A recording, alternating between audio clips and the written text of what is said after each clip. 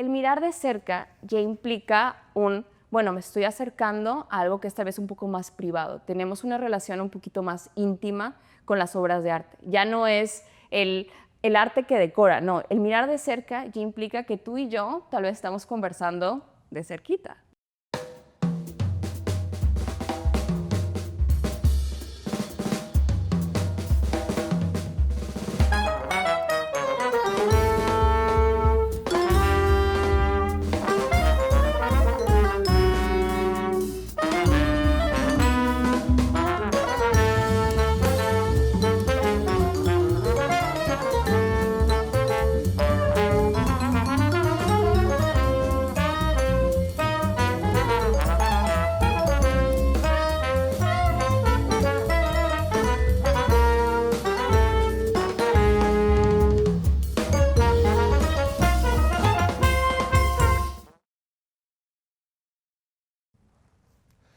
Hola, ¿qué tal? Yo soy Juan Luis Landaeta. Esto es Nueva York y Punto, en coproducción y encargado de las cámaras y de que todo esto exista y funciona ante sus ojos está Samir Maiwa. El diseño de toda nuestra identidad desde Mariana Bernardes. Tengo puesto un windbreaker de 7C y yo soy Juan Luis Landaeta. Hoy, de nuevo, estamos en la Casa Hispánica en Nueva York, de Columbia University. Podemos ver, aunque ustedes no, de refilón, los pasillos por donde en teoría estuvo Federico García Lorca y en teoría ahora está su espíritu o su fantasma. Y a mi izquierda... En práctica. Exacto, y a mi izquierda, en formato físico y no fantasmal, está Nínive Vargas de la Peña, Sí. acompañándonos hoy. Nínive tiene también una personalidad en Instagram que se llama Mirar de Cerca, de la que vamos a hablar más adelante. Pero quería comentar un hecho, bueno, que reúne un poco los elementos de nuestra cotidianidad, de lo actual y del chisme. ¿Qué tal ese robo al Museo Louvre?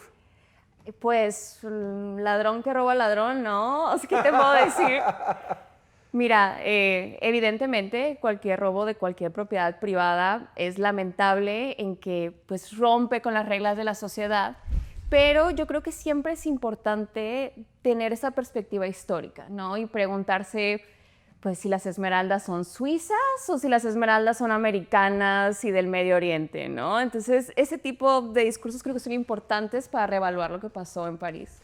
A mí me encantó que había como una escena y aparecía alguien con un sombrero y una bufanda y te decían como que quede de película, no, miren al inspector tal, y resulta que era un rando que iba pasando. Y dije, todo esto desde el punto de vista de... Yo me lo creí. Claro. Yo estaba de que es mi inspector gallo. Y dije, pero por supuesto, ¿no? Él es el inspector francés y no, resulta que no. Y ni ella era.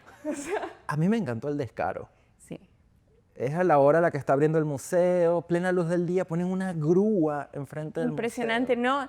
Y hasta hablando así como de chismes y de humor, que los alemanes sacaron, los mismos que hicieron y produjeron la grúa, un ad que decía, para eficiencia, nosotros, ¿no? Sí, no, impresionante. Cuando escuché, de hecho, del robo, yo me preguntaba, porque estuve este verano en Francia, ¿cómo lo hicieron para salir tan rápido, no? Porque para salir del Louvre son 15 minutos, camine y camine, si no te topas con un turista, te topas con el otro, y no, fue la ventana. Y a plena luz del día, y además en París, que uno pensaría que estas cosas como que ya no pueden... En realidad me pasa como cuando sale algo mal con un cohete. Ajá. Que digo, pero si tienes 60 años haciendo esto, ¿cómo puede? Sí puede salir mal y sí puede pasar. Y claro, no, ahora sí que demostraron la importancia de la confianza y parecer que sabes lo que estás haciendo en donde sea que estés, ¿no? Yo creo que es lo contrario, es como que refuerza que nadie sabe lo que está haciendo donde sea que esté. Definitivo, definitivo. No, y creo que sí, que además alguien dijo que fue un insider job o algo así. Definitivamente, ¿no? Espero. Esperamos. Si no es sí. muy vergonzoso. Un poco, un poco. E hipermediático también, porque es como que yo me acuerdo cuando estaba de moda House of Cards, que le preguntaron, me parece que era el presidente Obama en ese momento, que qué opinaba de la serie. Y él decía que la política no era tan divertida. O sea, que la serie era mucho más interesante. Bueno, esto es igual, es como que cualquier película pensaría uno que tiene más elaboración que la realidad misma. Estos tipos pararon una grúa enfrente del museo y se llevaron Sí, joyas. sí, yo diría, ahora sí que hablando como insider, que a veces la realidad es más patética, podría ser, y más sorprendente de lo que uno se puede como armar en una ficción. O sea, yo me acuerdo trabajando en casa de subasta o trabajando en el museo, a veces los errores son tan pequeños y las causas eran tan fatales que uno pensaba que tuviera que haber habido una planeación extraordinaria como para descolocar una pintura o para llevarla a la casa equivocada, y la realidad es que son pequeños errores humanos que se acumulan y de la nada ¡pa!, no hay corona, ¿no? La noción de lo aleatorio. Así que bueno, yo voy a decir esto como si yo supiera decir. Yo tampoco sé de física, yo soy de esas personas que tampoco sabe de física cuántica, como casi todo el mundo. Pero entiendo que hay muchas de estas nociones que de verdad están asociadas a cómo estamos compuestos como universo. Sí. O sea, parte de lo que somos, de lo que nos rodea, estuvo muy cerca de ser completamente distinto o no ser. Y ahora cabe preguntar quién está usando esa corona y cómo es distinta esa persona por estarla usando, ¿no? O sea, y esos collares. Bueno, las probabilidades... Ya esto sería un plot twist muy fuerte, ¿no? ¿Quién los tiene? ¿Quién los tiene? Que los tenga alguien del museo sería ya demasiado, sería ¿no? mucho, ya sería mucho. Sí, sí, sí. Bueno, ¿y qué tienes que ver tú con los museos? A ver, ¿por Pues, qué, ¿qué por qué tengo tú yo eres que ver una con los persona que museos? sabe de museos? Pues, ¿qué fue lo que hice? Pues mira, originalmente yo estudio letras, ¿no? Y estudiando letras y filosofía me doy cuenta que la estética es lo mío y que en la estética realmente podía pues potencializar todos estos conocimientos, no nada más de lo filológico, sino también de la imagen, la iconología que representaba culturalmente. Entonces, de letras salto al mundo de las subastas. Y yo soy de esta pequeña ciudad de Monterrey, vivan los regios, Mariana Rodríguez, que le siga yendo muy bien. Pero yo empiezo a trabajar en casa de subastas en este mercado regio y empiezo a trabajar con coleccionistas. Entonces ese fue mi primer acercamiento después de haber estudiado letras. Ahí decido que necesito estudiar una maestría en Historia del Arte. Entonces me vengo aquí a Colombia, aquí de hecho tomando clases en Casa Hispánica y en esta habitación en donde estamos justo imagínate. ahorita. Sí, sí, sí. Y me graduó de Historia del Arte y Arqueología y primero trabajo en la ONU como internships encargándome de ayudando a la gente que da los regalos de las naciones, ¿no? Ok. Y de ahí me contratan en Sotheby's trabajando como investigadora de arte. Hago mi año aquí como todos los como todos los inmigrantes que venimos a trabajar un año, y decido, ya con lo que había ganado, irme a Europa y a Asia y demás lados y empiezo a grabar en museos. Grabando en museos, me terminan contratando en uno. Termino siendo curadora asociada del Museo Marco, que les mando todos los besos allá hasta Monterrey, y sigo trabajando esta área del arte moderno y contemporáneo. Entonces, por eso es que les cuento las historias de los museos y las historias de casa de subastas, porque eso ha sido mi vida profesional. Dice que fue estudiando letras. ¿Qué día, qué mañana, o ante qué obra, o ante qué película, o ante qué dijiste, no, es letras, es historia del arte? O sea, ¿qué switch pasó? Pues tengo dos cosas. Primero fue mi madre, cuando yo tenía como 6, 7 años, mi familia eran refugiados de España que se asientan en México. Entonces, era importante parte de la cultura y la manera en que lo transmitían las mujeres de mi familia era a partir de la poesía. Entonces, mi madre, cuando tengo como 6, 7 años, empieza a enseñarme poemas de la cultura española, ¿no? Así como: un militar muy valiente, según propia confesión, delante de mucha gente exponía lo siguiente, y así, ¿no? Entonces, primero ese acercamiento al mundo a través de la poesía. Después, cuando tenía 12 años, empiezo a hacer teatro y me dan un papel que hablaba solo con líneas de Sor Juana. Entonces, imagínate así como en la escena teatral. Una niña de 12 años recitando a Sor Juana. Hombres necios, hombres necios. Y así, o sea, hablando y hablando, ¿no? Como Sor Juana. Y desde ahí, para mí fue un cambio total con mi relación con la palabra. Pero yo pensaba que quería estudiar finanzas, ¿no? Entonces voy un verano a Francia, estaba estudiando como mercados financieros, algo así, un programa, ya sabes, como de high schooler, muy básico. Mente de tiburón. Mente de tiburón, así. Eras una crypto sister años antes del crypto. Esa era yo. Y de hecho, creo que el mundo de las finanzas siempre ha estado como que muy atado también a mi vida. Por algo estuve en casa de subastas, ¿no? Pero el punto es, me llevan al Museo Louvre. Me llevan a una sala extraordinaria donde están todos los de la Croix. Y de la nada siento algo distinto. Como que la manera en que la libertad guiando el pueblo, o sea, podía provocar tanto a la nación para que, aunque había ganado el premio del Salón a la mejor obra, fuera encerrada 20 años. Para mi cerebro de alguien de 17 años fue de que, bueno, el arte tiene algún tipo de poder, ¿no? Entonces, ya, para terminar el cuento, primero me meto un semestre de medicina, me doy cuenta que si veo sangre me desmayo y vomito. Que no esté pintada. Que no esté pintada. La pintada está muy bien, pero la real para mí es terrible.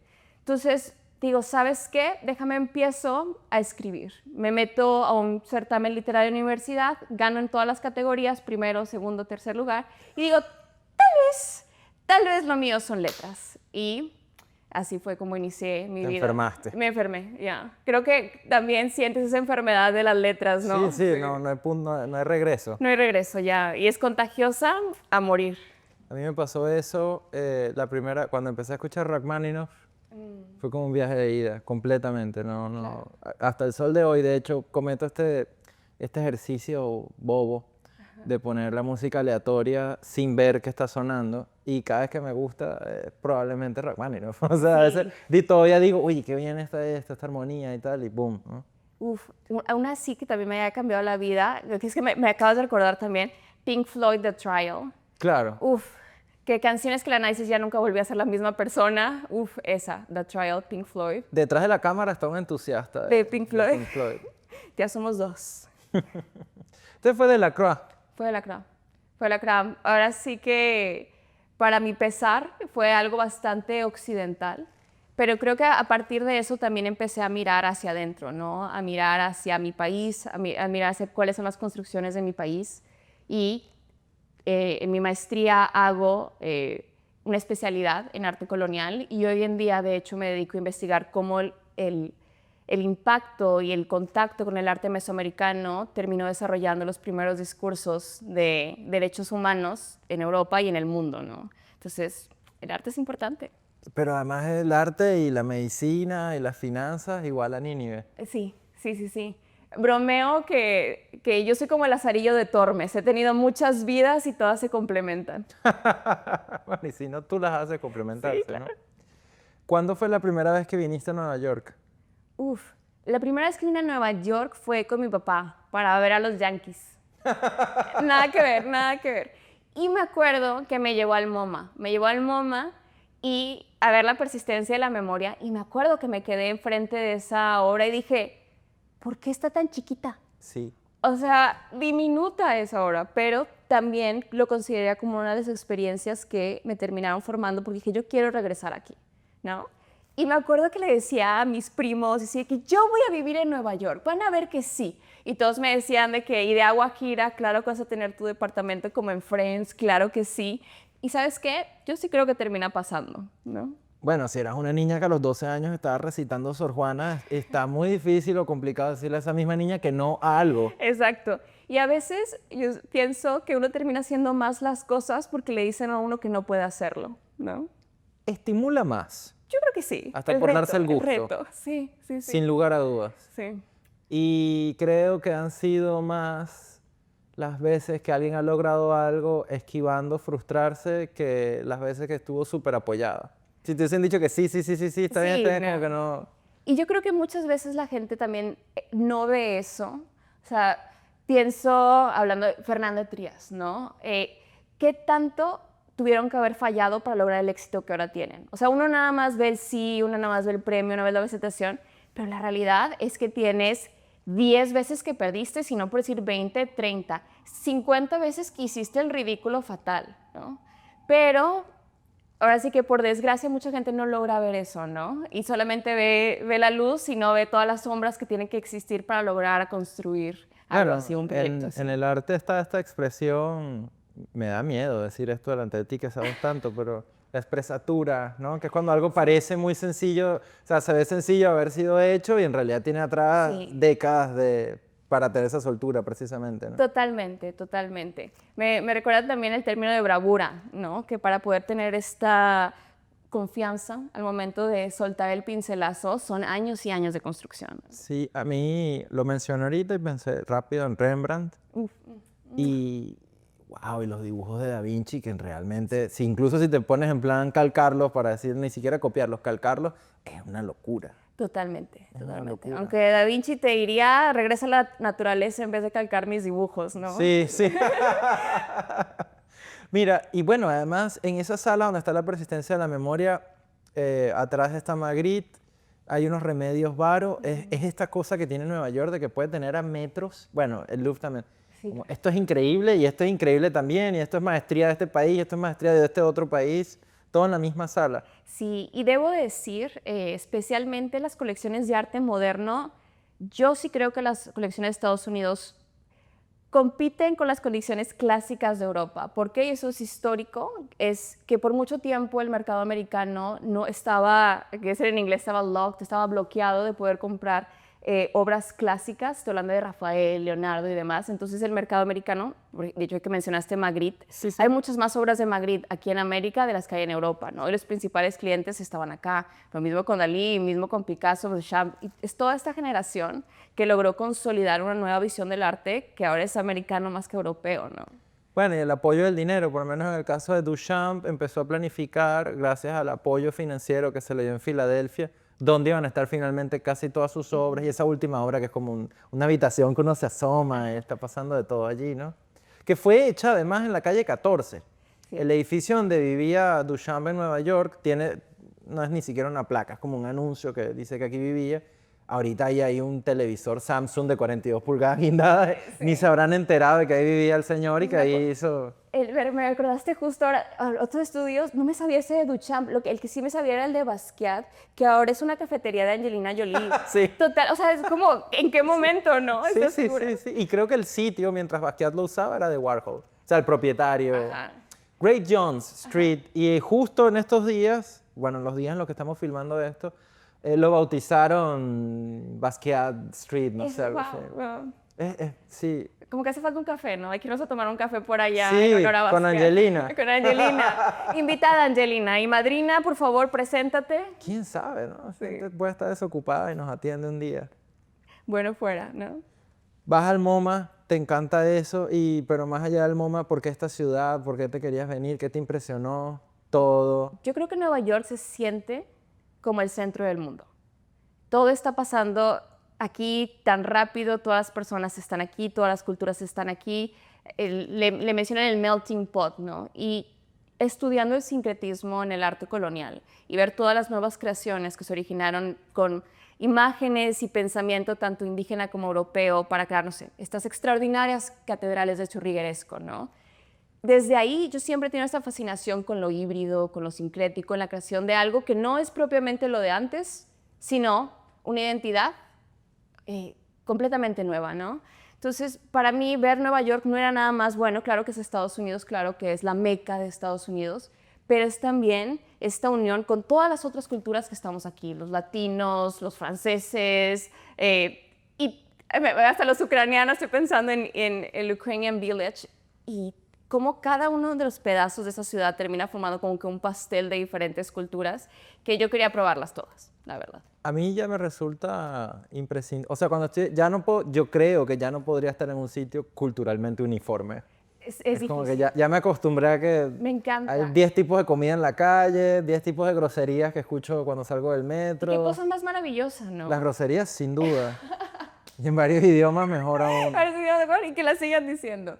Y para mí, tener la oportunidad de estar aquí en este contexto también me permitía estar en inglés se dice keeping yourself on your toes, ¿no? Estar en las puntillas de mis pies, intentando como siempre ser una mejor persona, siempre intentando aprender un poquito más, tener una mejor conversación, saber algo nuevo, tal vez equivocarme y aprender algo que no sabía. Y yo creo que Nueva York te da la oportunidad de eso. Para ser una mejor persona empezaste en Sotheby's, ¿no? El lugar donde todas las almas se redimen. Ahí todas las almas se redimen precisamente, ¿no? Mira, Es irónico, es sátira para el que no lo entienda.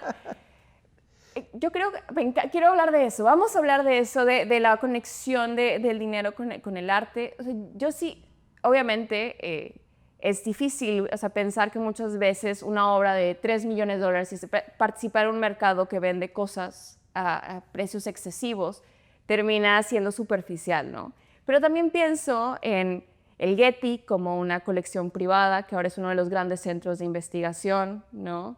Y ese tipo de de colecciones que si bien empezaron como propiedades privadas, pero que terminaron abriéndose al público, también está relacionado con la propia historia de los museos. Entonces, es un ecosistema que si bien nunca se le va a quitar lo superficial, porque claro que tiene de eso, no nada más es eso, ¿no? También da la oportunidad de, por ejemplo, tener figuras como Basquiat, ¿no? Que tal vez en algún momento estuvieron en la calle, pero después tuvieron miles de dólares y pudieron cambiar la historia de su vida y la historia de generaciones después de ellos. Entonces, es una arma de doble filo. Ahora sí que, como diría Kendrick Lamar, que $1 se convierte en 1.000.000 y que a la nada todos somos ricos. Ajá. Bueno, Morgan Library también es una colección privada. Morgan Library, claro. Y podríamos pensar en la institución como una creación que era gente comprando arte y acumulándolo, ¿no? Claro. Esencialmente las cortes. Sí. O sea, el Prado no era una institución hasta que se fundó. Digo, eso estaba antes, era dominio del rey, del príncipe, del duque. Sí, y antes de ser las colecciones reales, también eran colecciones de burgueses, ¿no? Y de nobles que terminan donando las colecciones reales. Entonces, yo sé que ahorita es como tremendo y la gente que está ahí, uff, pero hay que ver como la historia en general y tratar de dar una perspectiva que al final del día hay que darle oxígeno al mundo del arte y esa es otra de las maneras en que se le da oxígeno. Se venden otras cosas. ¿Sí? También recientemente vi que luego del contundente éxito que tuvo la última película de Francis Ford Coppola, necesita plata el maestro Sí. y va a vender sus relojes. Esto claro, parece unos relojes Tata. Creo que uno de los relojes vale $5 millones. Y los venden, sí, no sé si es Sotheby's, pero es como que hay Sotheby's, seguro, mira, claro. qué loco, o sea, venden cosas también. Sí, ahora sí que todo lo que es coleccionable está en venta en Sotheby's y Christie's. O sea, si puede estar en una habitación, puede estar en Sotheby's. Nini, y una opinión completamente personal y una aproximación completamente personal. No queremos que nadie sienta esto escrito en piedra, pero para acercarlo a la mayoría de las personas que no, me incluyo, que no estamos familiarizadas con ese universo. ¿Qué determina que un cuadro cueste de pronto una cifra potable para un artista que diga, mira, 3 millones? ¿Qué hace que una cueste 150, 200 o...? Bueno... El arte.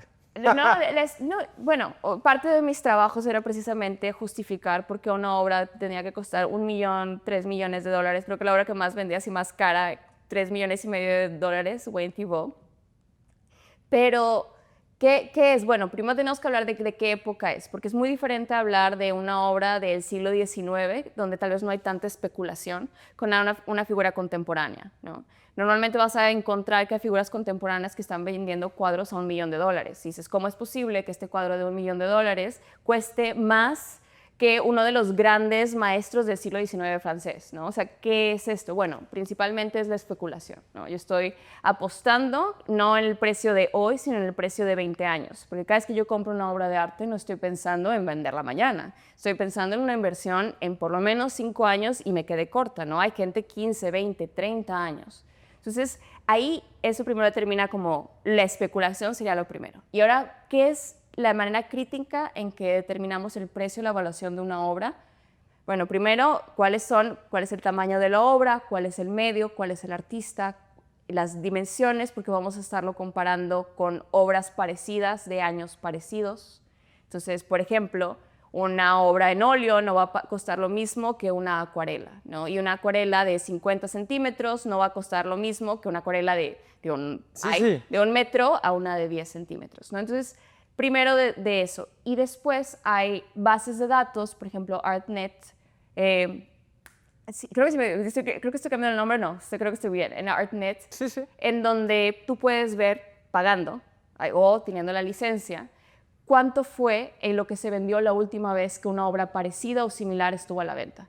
Entonces, por ejemplo, a mí me llegaba un cliente que tenía un Picasso, ¿no? Un Picasso de, digamos, 30 centímetros, chiquitito. Bueno, yo me iba directamente a Picasso de esos mismos años, mismo material, cuánto había sido vendido. Y Picasso no tiene tanta especulación, ¿no? Porque ya es un artista muerto, que tiene un crecimiento que va... ¿Picasso murió? Una disculpa. Don Pablo. Sí. Al que se vaya enterando, ya se nos fue hace algunos añitos. Y nada, ¿no? Terminas como verificando y a partir de ahí cuentas la inflación y ¡pum! Das un número. Yo, cuando te dije el arte, no era el arte por el arte, sino el arte de la especulación. Sí. Claro, como yo no tengo esos millones de dólares y no me duele y me parece un juego desde afuera, la verdad es que me parece divertido. Sí, digo, alguien que diga, no, fulano perdió 65 millones de dólares. Si tiene 65 millones de dólares para comprarse una obra, tendrá otros 65 para comprarse otra o algo por el estilo, ¿no? Sí. Entonces era como un poco cuando estuvo esta fiebre de los NFTs, yo decía, es que estos empresarios no se han dado cuenta que los artistas son ellos.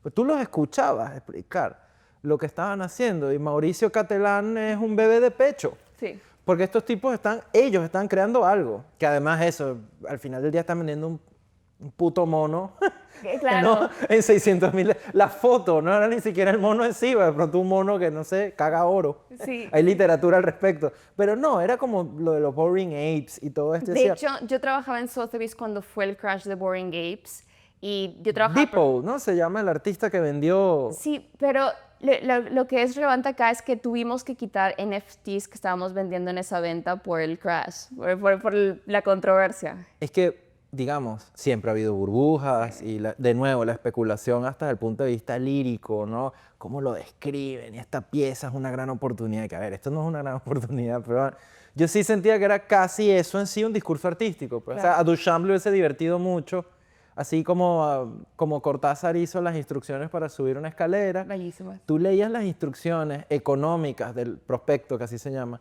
de los NFT y daban risa. Pues al final, si te compras un lienzo, incluso si te robaron, tú tienes el lienzo en tu casa y qué sé yo.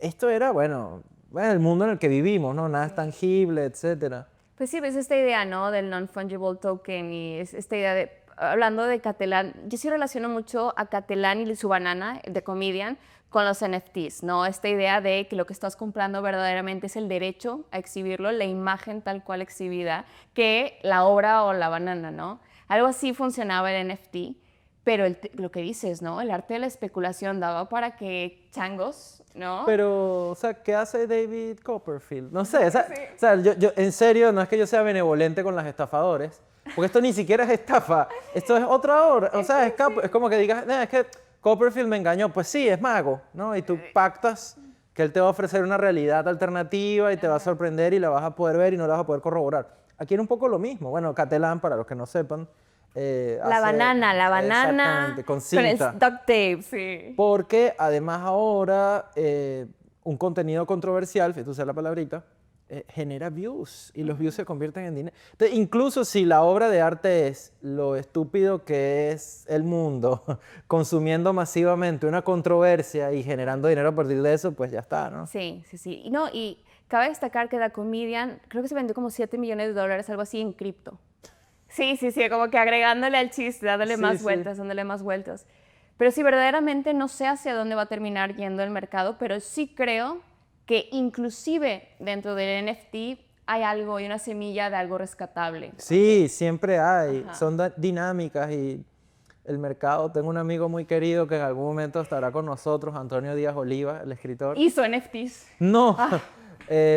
Bueno, me comentaba hace poco este tic verbal que tienen los asesores, especialmente los gringos, que hablan del mercado como una persona, ¿no? Entonces te dicen, esto al mercado no le va a gustar mucho. Sí. Esto al mercado no le gusta. O al mercado... Entonces, claro, bueno, hay una palabrita que es corrección, ¿no? El mercado se corrige, muy arriba, muy abajo, busca un punto medio.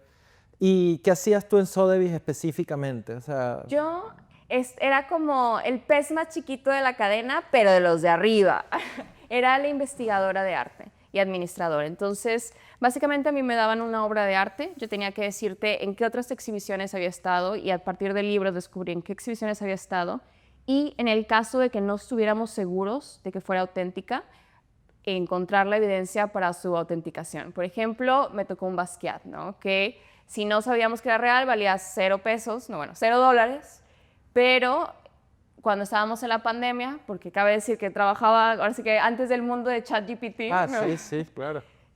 Me abren el Smithsonian solamente para consultar un pequeño archivo para ver si encontraba una fotografía donde salía una exhibición con la foto de la obra de Basquiat, ¿no? Entonces, ese tipo de cosas hacía. Básicamente, investigar por qué debe costar lo que decimos que debe de costar, ¿no? ¿No te tocó la época del Salvator Mundi, el último Da Vinci? No me tocó, no me tocó. Soy más nueva que el Salvator Mundi. Y parece que fue al revés y que, bueno, es falso. Entonces vale $450 millones. Bueno, pues también entran las aseguradoras en esta ecuación. Sí. Sí, la verdad es bastante complicado. Yo he tenido la oportunidad. Además, perdón, terminó un rato en un yate en Dubái, De seguro. una obra en teoría sagrada, algo así. Fui a Abu Dhabi solamente a buscarla y cuando llegué al Louvre de Abu Dhabi preguntando, oye, ¿dónde está el Salvator Mundi? Me dijeron de que no, está claro que en un yate, o sea, y jamás vamos a volver a verla esa. Hay una persona desnuda fumando con las joyas del Louvre encima. La verdad, y Exacto. ahí está el Salvator Lo Mundi tiene de mesa. dando lo tiene de su mesa. bendición. Apaga Ya las sé, colillas. En el... Ya sé, de seguro que sí, ¿eh? Bueno, y luego haces... ¿qué hiciste después, perdón? ¿Qué hago después? Bueno, después de Sotheby's ya es cuando hago el proyecto de Mirar de Cerca. Exactamente. Sí. Hacia allá quería que nos moviera. Así ya nos vamos a mover. ¿Qué pasa? Primero, hablando de que mi familia es de España, me voy 2 meses a España pensando que tal vez consigo trabajo allí. De hecho, sí consigo trabajo siendo guía turística para chinos y americanos del Museo del Prado y de Thyssen-Bornemisza. Pero me doy cuenta que, o sea, entre estar explicando a una familia de China como que nuestro es grande, o sea, nuestra grande cultura, nuestras grandes obras, a mejor estarlo explicándose a mi gente para que desarrolle empatía, para que desarrolle conocimiento y desarrolle estas ataduras, no solo a su propia cultura, sino a otras personas, fue como, tengo que cambiar mi estrategia. Y recuerdo que empecé así como grabándome en el Museo de América, todo mal, todo estaba mal, todo lo hacía mal, me equivocaba cada 3 veces, pero consistencia, ¿no? Consistencia. Y empiezo el proyecto en Madrid, pero luego me voy a Viena y me vuelvo amiga de los guardias de seguridad del Museo de Historia del Arte de Viena.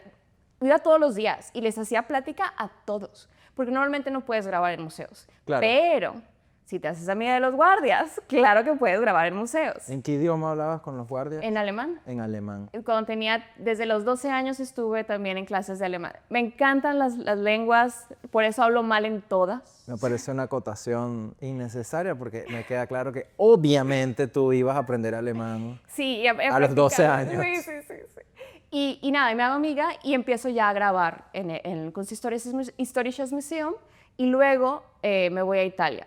Y lo mismo, misma dinámica, hacerme amiga de los del Uffizi, hacerme amiga de los del Vaticano y me dejaron grabar, ¿no? Y de ahí se vuelve un boom que yo no esperaba la respuesta del público. O sea, yo lo estaba haciendo solamente porque quería compartirle a mí y a mi mamá y a mis 3 amigos que seguro me iban a ver, ¿no? Pero les encantó a la gente y de la nada explotó. ¿Y qué pasa? Me contratan en el Museo Marco. Entonces también yo tuve que empezar a negociar esta identidad, porque es muy, digo, lo has de entender muy bien teniendo un trabajo corporativo, ¿no? Como que esta idea de el influencer siendo parte de una institución, y para mí Museo Marco es una institución que el que sea de México se respeta bastante, ¿no? Entonces, ahora sí que yo, el que ha visto mis videos, me fascina jugar y me fascina lo lúdico. Y yo pienso que el arte es un placer. Entonces, tiene que ser placer por todos lados, pero también un poco de intelecto, un poco de educación. Y con mezclar esto no necesariamente va a pasar en un museo. En un museo, el discurso es mucho más formal, el discurso es mucho más serio, político, crítico. Entonces, ahí tuve que empezar a negociar y sí digamos que prioricé la idea de la institución y fui muy feliz, bastante feliz.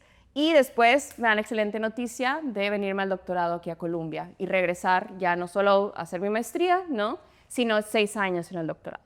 Me parece increíble que hayas tenido clases en este espacio en el que estamos hablando. Mirar de Cerca es una plataforma que Nínive tiene en el que comenta arte en este fantástico invento llamado Instagram, con un acierto que te debe sacar del promedio de seguidores que tienen los estudiantes de PhD en Estados Unidos, porque no es normal estar en un PhD y tener a la fecha... Como 46, 47 mil seguidores ya, sí. Exactamente, que eso debería ser suficiente para que no estés pidiendo disculpas en ningún espacio, porque en realidad los espacios te necesitan a ti para comunicar lo que está allá adentro. Eso Claro. tarda... No, Sí. lo digo sinceramente, es decir, si yo dirigiera el Prado, buscaría Nínives, en el supuesto de que haya gente tan loca más allá de ti. ¿Qué niña por ahí tenemos de 12 años hablando de Sor Juana y aprendiendo alemán? Pero es verdad. Ahora, porque pasan varias cosas. El museo sigue siendo una institución ajena para mucha gente. en buena parte por culpa de la perspectiva del museo, Sí. que pasa eso también con la literatura en buena medida.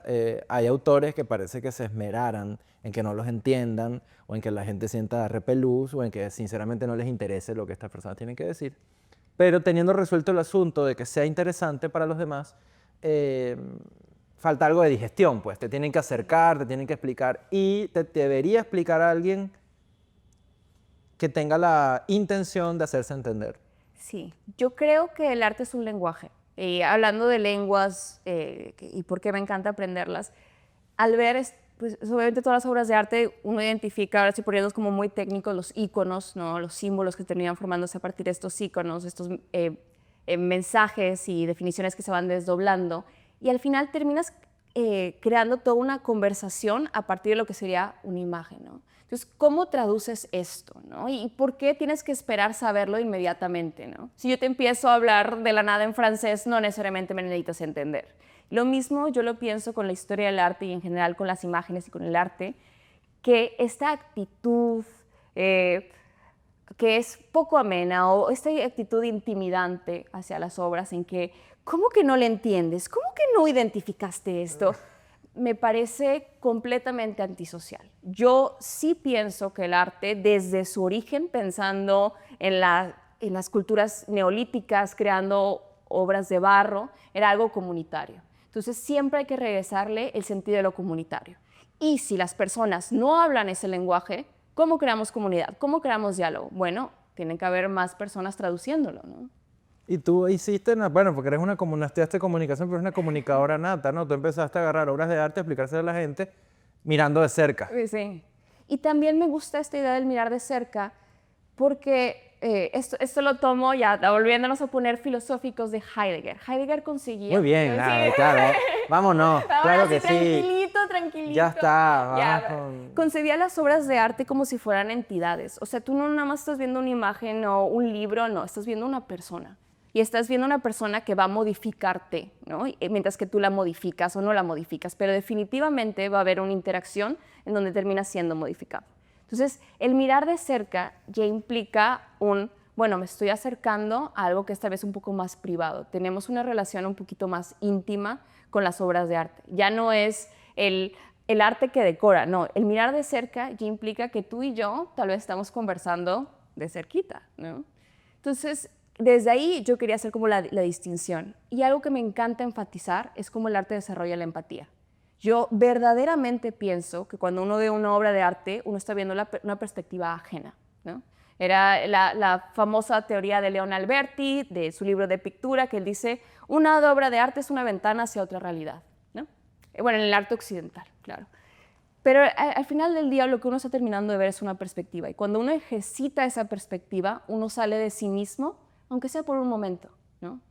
Y en este salir de mí, yo empiezo no tal vez a relacionarme nada más con esta obra de arte, sino a ejercitar esta misma herramienta y esta misma dinámica con otras personas. Entonces tal vez ayer vi no sé, un Tom Besselman, pero hoy para mí tú eres la obra de arte y tú esa chaqueta es la obra de arte y es la obra de arte que vamos a estar mirando de cerca. Y al final del día terminamos teniendo una relación muy distinta que si yo jamás hubiera ejercitado tener una perspectiva ajena. Sí. ¿Y qué mandatos te pones tú misma cuando te acercas a una obra? O sea, ¿qué sientes que te llama para decir, voy a explicar esta, voy a ir por acá? Creo que intento obras que tengan mucho peso histórico, o sea, o que tengan mucha relevancia histórica para poder desarrollar estos mismos como que puntos de la empatía y demás, pero conectados a la cultura tanto hispánica como de la historia universal. Lo que sí hago es que no me obligo a que me guste o no me guste una obra. Yo estoy súper en contra de esa idea de tienes que a fuerzas estar 3 minutos viendo la obra o si no, no la entiendes. No, es como tu vecino. Y al contrario, no quieres estar viendo a tu vecino 3 minutos la primera vez que lo ves, ¿no? La realidad es que quieres verlo tal vez 10 segundos. ¿Por qué? Porque quieres volver a visitarlo, ¿no? Entonces, yo, ¿cómo me acerco al arte? Con esta intuición de si me llamó 30 segundos, me llamó 4 minutos porque estoy cansada y me quiero sentar a la banca y vamos a ver qué descubrimos, lo hago. Pero al final del día, sin esta obligación a a ser erudito, ¿no? Porque ahora todos tenemos que ser eruditos y 4 minutos a fuerzas disfrutar las obras. Y no es así, ¿no? Bueno, hace rato mencionábamos a Borges. Borges decía que su papá nunca le hizo ningún énfasis en la biblioteca. Le dijo que ahí estaba la biblioteca, pero nunca le dijo, este es el Quijote, es una gran obra universal. Nunca, cero, ¿no?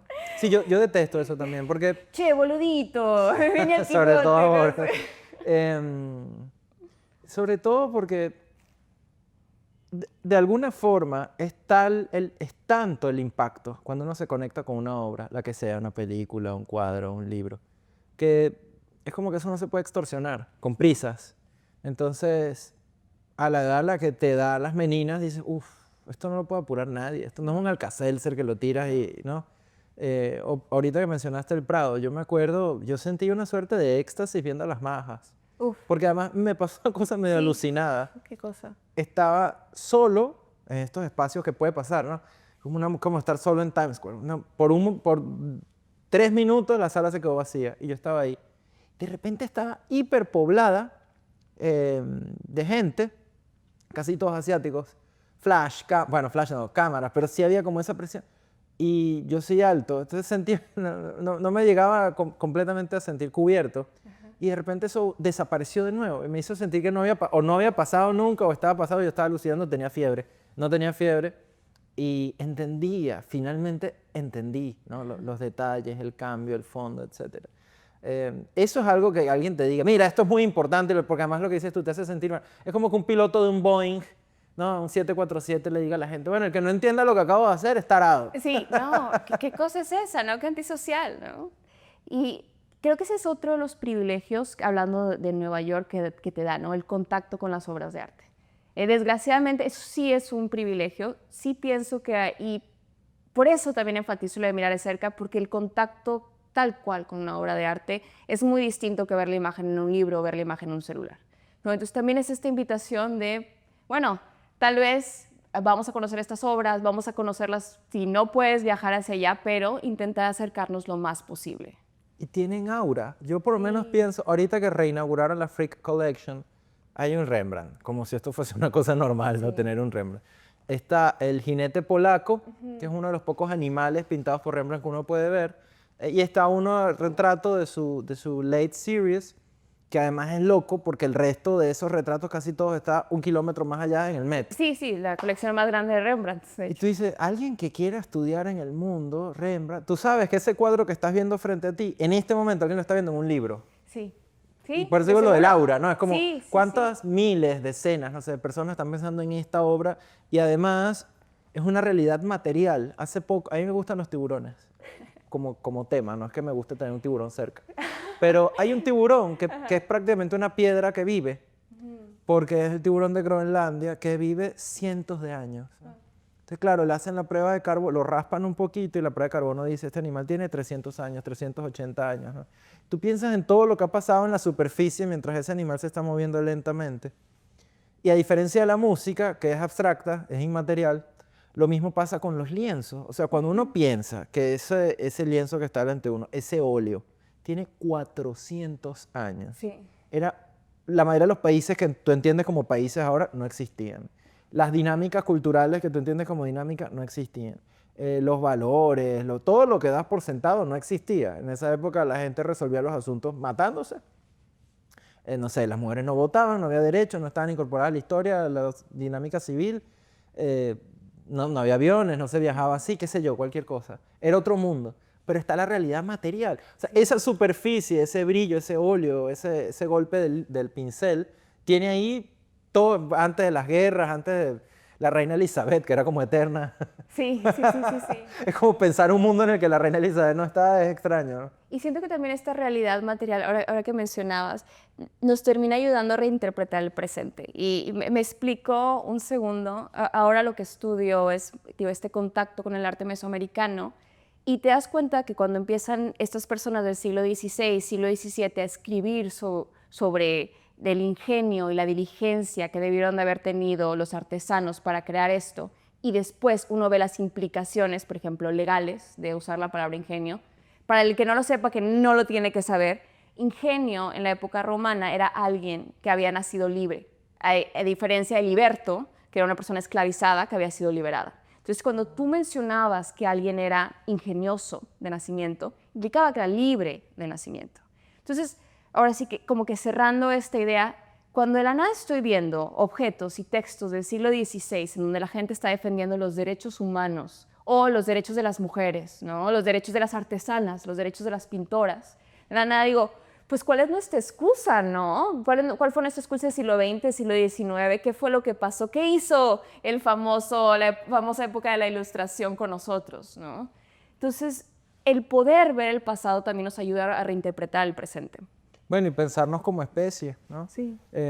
Ya lo mencioné hoy, pero es un tipo que además, por ejemplo, con el tema de la transdisciplinaridad, Da Vinci nunca supo que era eso. Ajá, claro. Este tipo veía una mariposa y se obsesionaba con los números que podían describir, pero él no sabía que estaba haciendo geometría, ni era como un mamón por ahí diciendo, ay, yo sé de muchas cosas, ¿no? Como que al final, fíjate, eso por un lado, y eso tiene que ver contigo un poco, porque has estado en unos ámbitos y te has salido, te interesa el arte. Lazarillo de Tormes, Lazarillo de Tormes. Aunque me dijiste una frase que me gustó mucho, que tu arte siempre ha sido el de la palabra. Sí, sí, es algo que remarco mucho. Sí me ha gustado dibujar, creo que me defiendo haciendo retratos en carbón, pero mi aproximación hacia las artes plásticas o hacia el arte dramatúrgico siempre ha sido desde mi amor hacia la palabra, ¿no? ¿Qué es mirar de cerca? Es éfrasis, ¿no? Es describir a través de palabras una obra de arte. Y aunque me dicen, oye, ¿te gustaría ser pintora? Oye, exhibimos tus dibujos, es como, mi arte es el de la palabra. Y ahora sí que siendo cero nihilista, porque Nietzsche estaría muy en contra de la palabra, yo sí le veo este peso para poder construir mundos e incidir en lo que estamos haciendo, ¿no? Si de la nada por primera vez te escribo una obra de una manera que tú nunca habías escuchado, de la nada cambio tu manera de ver el mundo. Bueno, me recuerdas a Carl Sagan. A Sagan lo criticaban porque, bueno, pues todos los astrofísicos serios y eruditos y tal decían como que él no es serio, eso no es lo que es, y nosotros, los serios somos, porque al final siempre los serios somos nosotros, pero le acercó ese mundo yo creo que una generación entera, o sea, hay un montón de gente que vio Cosmos y le cambió la vida, incluyéndome, yo vengo de Repelús al final, pero un montón de gente que ahorita tiene 45, 50 años, que estaba joven cuando salió Cosmos, supieron del universo, de física, por él. Sí. Así como un montón de gente va a saber es por ti, es la verdad. Sería un sueño, es un sueño y yo sueño con algún día volverme documentalista, pero me siento muy inspirada ahorita que hablas de Carl Sagan, de otras inspiraciones de Carl Sagan, que una de nuestras conversaciones lo hablábamos de una frase que está adjudicada a Albert Einstein, que supuestamente él decía que cuando verdaderamente sabes algo se lo puedes explicar a tu abuelita. Claro. Desde ahí parto, ¿no? Si verdaderamente sé de esta obra, se la voy a poder explicar a mi abuelita. Entonces tengo que ser un lenguaje simple, pero no por eso sencillo, ¿no? Y desde ahí, desde las ideas que estamos construyendo, puedo yo confiar también en la persona que me está viendo. Porque esa es la otra cosa que siempre pasa. La gente desconfía del conocimiento del espectador, ¿no? Enseguida piensan que o es un ignorante o no me va a entender. Pero no, la realidad es claro que se puede hablar con palabras sencillas, ideas bastante complejas, ¿no? Bueno, pero al final la experiencia humana, o sea, Sí, sí. pasamos por desesperanza, dolor, alegría, pues son 20. Sí. Después tienen bemoles, pero digo, si no, los seres humanos no nos podríamos comunicar. Si alguien viera una escena que representa el dolor y nunca ha sentido dolor, no puede empatizar, como decías tú. Claro. Pero cuando tú dices, bueno, esto representa eso, Cristo en la cruz, bueno, el dolor de una madre viendo a su hijo crucificado, ahí está, pues. Sí, si no tienes esa imagen, o sea, también puedes lograr crear o encontrarte con una realidad que uno no pensaba posible para sí mismo, ¿no?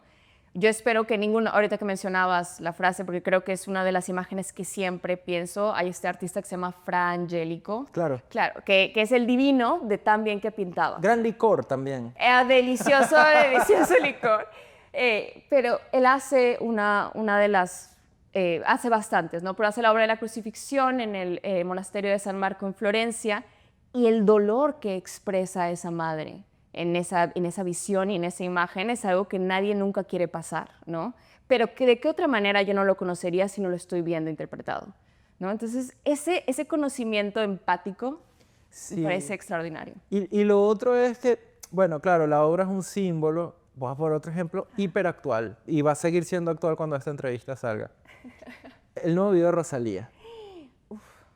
Entonces, claro, Berghain, no sé Sí, cómo se Berghain, pronuncia, sí, sí. Berghain. Me gusta, por un lado, porque le está dando la oportunidad a las personas de saber que las cosas se pueden comentar y se pueden analizar. Sí. O sea, no sé, con el último video de J Balvin, nadie se está rebanando la cabeza buscando las referencias. Claro, lo que hablamos, la confianza del espectador. Entonces ahora te metes en X o de donde sea y esto se está... Top 10 de las principales referencias artísticas de Rosalía.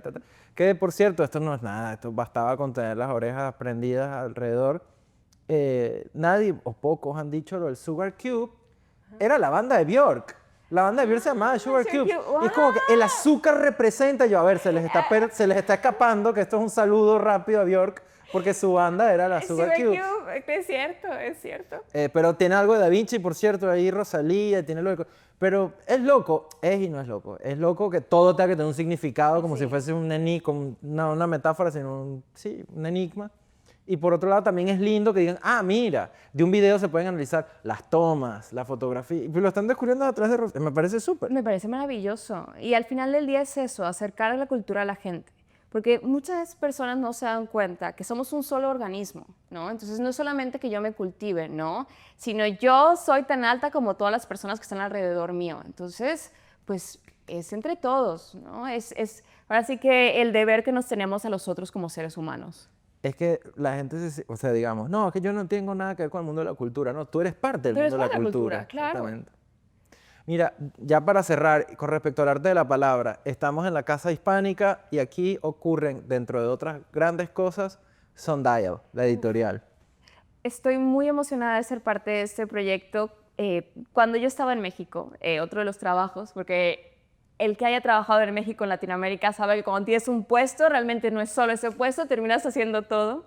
Otras cosas que hacía como curadora asociada era coordinadora editorial. Entonces me encargaba de sacar los proyectos editoriales de las exhibiciones temporales que hacíamos, tal vez traducirlos, y nos movemos en el mercado latinoamericano, pero es muy distinto del mundo estadounidense, ¿no? Y del mundo hispánico en Estados Unidos. Entonces, cuando llego acá, Eunice, que te mando un saludo, me da la oportunidad de ser asistente editorial de Sundial House, que es uno de los sellos editoriales de Columbia University Press, pero enfatiza a los autores del mundo ibérico, tanto de portugueses, España, pero de todas las lenguas que también salen en España, y por supuesto Latinoamérica. Y le da, ahora sí que voz no solo a grandes artistas como Gabriela Mistral, sino a nuevos autores que ya son reconocidos desde sus periferias, pero que tal vez no han tenido una traducción en el mercado americano. Entonces, yo feliz, ahora sí que de dar el salto de ser cabeza de ratón a ser colita de león, pero esta manera de trabajar en Estados Unidos a mí me fascina. Y entiendo que además hay una iniciativa que te tiene también como comunicadora, que está por salir, ¿no? Sí, tenemos un nuevo proyecto que se llama The Sundial Talks, en donde precisamente estamos hablando con autores ya sea de nuestra línea editorial o autores de líneas editoriales hermandadas, en donde yo y mi compañera Vivian Arimani estamos entrevistando y ya tenemos un episodio en YouTube, pueden buscarlo como The Sundial Talks, pero estoy segura que para cuando salga este episodio vamos a tener muchos más. Y espero tenerte por ahí, ¿eh? Seguro. De seguro conmigo. que sí.